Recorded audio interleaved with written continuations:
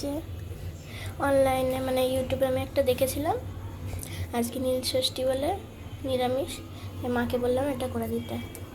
আলুটাকে প্রথমে পাতলা পাতলা করে কাটতে হবে, এগুলো একটু মোটা আছে বলে এগুলো এই যে ফেটে গেছে। পাতলা পাতলা করে কেটে কলিফ্লাওয়ার দিয়ে ভালো করে মাখিয়ে নিয়ে রোল করে স্টিক পুড়তে হবে। তো চলো দেখা যাক এর পরের স্টেপ। তেল হচ্ছে এখানে গরম, তার মধ্যে স্টিক সহই দিয়ে দিতে হবে এগুলো।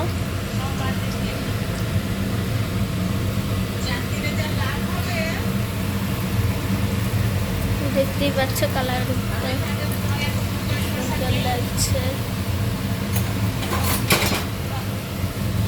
বেসনটা অল্প চাইলে অল্প দিতে হবে, এবার একটুখানি উল্টে পাল্টে ভালো করে ভেজে নিতে হবে। এটা ফার্স্ট ট্রাই, এর আগে এই জিনিসটা কোনোদিন করিনি।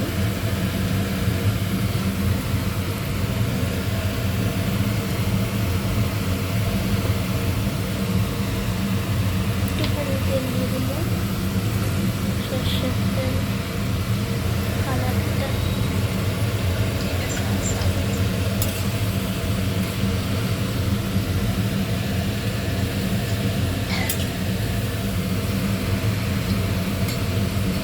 যতক্ষণ একটু কড়া করে ভাজা হচ্ছে ততক্ষণ আমরা একটা ছোট্ট ব্রেক নিয়ে নিই।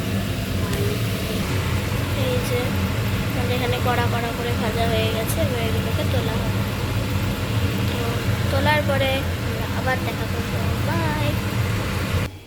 এই যে পরপর সব কটা, কয়েকটা একটু বেশি কড়া হয়ে গেছিলো, পরপর সব কটাই বেশ সুন্দর করে ভাজা হয়ে গেছে আমাদের এখানে।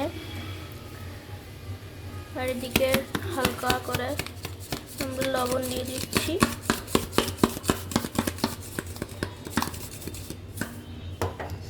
তো এই যে দেখতেই পাচ্ছ, আমি এটা হচ্ছে এদিকে আছে লবণ, লবণটা একটু আমি বেশি খাই,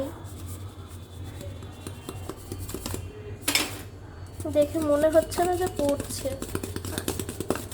এই যে এবার একটু একটু পড়ছে, ব্যাস বেশি দেবো না। তো আমার এটা একটা খুব সুন্দর ফিনিশিং ছিল, আর একটু নতুনভাবে সুন্দর করে ডেকোরেট করে নিয়ে তোমাদের সাথে দেখা করে আমি ব্লগটা শেষ করব। তো চলো 1 মিনিট পরে আবার দেখা হবে, বাই। 1 minute letter.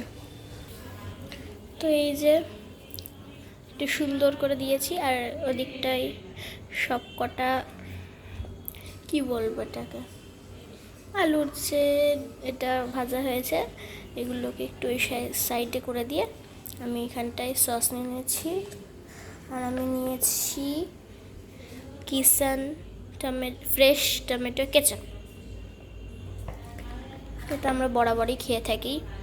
তো এখানে আমার এই ছোট্ট মিনি ব্লগটা শেষ করছি। তো আবার দেখা হবে পরের ব্লগে, বাই।